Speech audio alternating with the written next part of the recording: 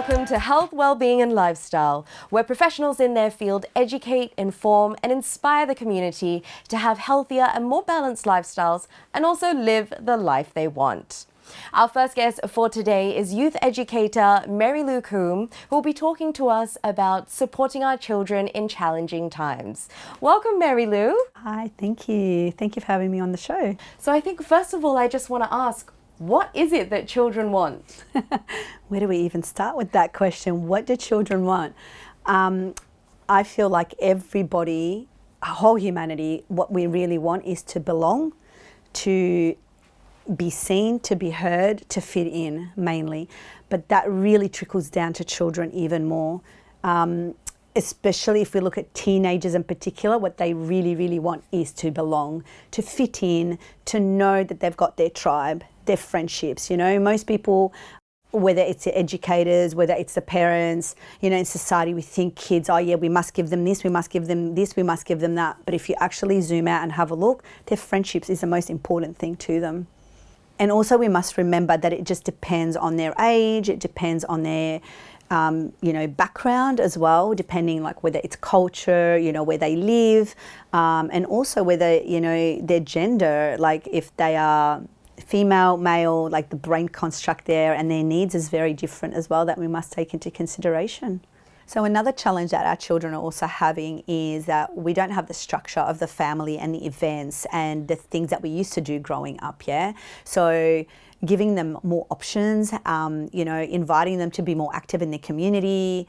When I was younger, like we used to do a lot of community events, like be involved in community events or a lot of going to visit family and friends and so on. I just don't think that occurs for a lot of these kids today either. So they don't have that extra connection hub that they can go to the way that we used to. So they rely more on that online stuff. And then what happens in that as well, the challenge is, like I was saying before, with the dopamine hit that they get, being online anymore, anything else feels really boring. And it's like, why would they go outside to make the effort to do this event when they can just sit in their room, not be bothered, or play and talk to their friends that way? And another thing as well, what I'm observing is the more reserved kids, the more, antisocial kids, in their mind, it's like, well, I can connect to anyone in the world, so it's better that I stay in this little box. But then the challenge with that is what's happening is they're not growing themselves by being exposed to different experiences, yeah, because they feel safe in this little bubble of being in their room and then being able to talk to anyone in the world. And that has two facets, like it's got positives and negatives to it, right? You know, some people will go, oh, I'm glad my son's at home doing this or my child is at home doing this because at least I know where they are. But then there's a lot of other skills that they're missing out on, which I think that brings in that challenge of like their anxiety and, you know, like what comes up for them. They feel like they're fitting in and belonging, but then as soon as they step out that door, they're not. So that's got to be managed a little bit better, I think, as well. So what are you finding is the biggest challenge for the youth nowadays? The biggest challenge, number one challenge I find is the bullying that they are going through. That's a massive challenge for them, and finding the right friendship circles. Most kids I see, that's their number one issue. It's like, I don't fit in, I'm going through this, you know, I'm being teased about this. And there's layers that comes with that because these are issues that we've all gone through. I went through massive bullying, not fitting in. So it's not like a new problem per se, but the challenges of today are a little bit different. So number one would be the use of the ease of technology and social media, and everything's got a bit of yin and yang, right? Everything's got polarity views on it. Like there's the good and the bad that comes with it. But how that's really impacting our children today and what's a massive challenge for them. When I was younger, the bullying, for example, would stop after I went home and I would get that little bit of a break from it all. Whereas now, because they're online, it's 24/7. It's in their face constantly, yeah? Their friendship circles. Like I'll give you an example with a 14-year-old in a Snapchat group with a bunch of girls, and all of a sudden she sees that she's being left out of all their social events, but she's still in the chat, so she can see everything that's going on, she can see everything they're discussing, but she's left out of it. And so she spiraled down into depression, not being able to communicate with them, feeling left out, not feeling seen, not belonging, what's wrong with me? And so that brings up a whole bunch of other stuff about body image, about her personality, and she can see this 24/7, yeah? So there's no break from that. Whereas when I was younger, if my friends went out, I wouldn't know anything about it unless they told me. So it's not enough, it's in their face all the time now. That's a really massive challenge. And another thing with that as well, like when it comes to the online stuff, that's a massive challenge for them. It's like the way the algorithms work, the way they target them with the marketing, the way they target their insecurities. Again, it's something that's 24/7, yeah? Back in my days again, I had the magazines, but then I was able to put them away, right? So now it's like constantly in your face, in your face, in your face.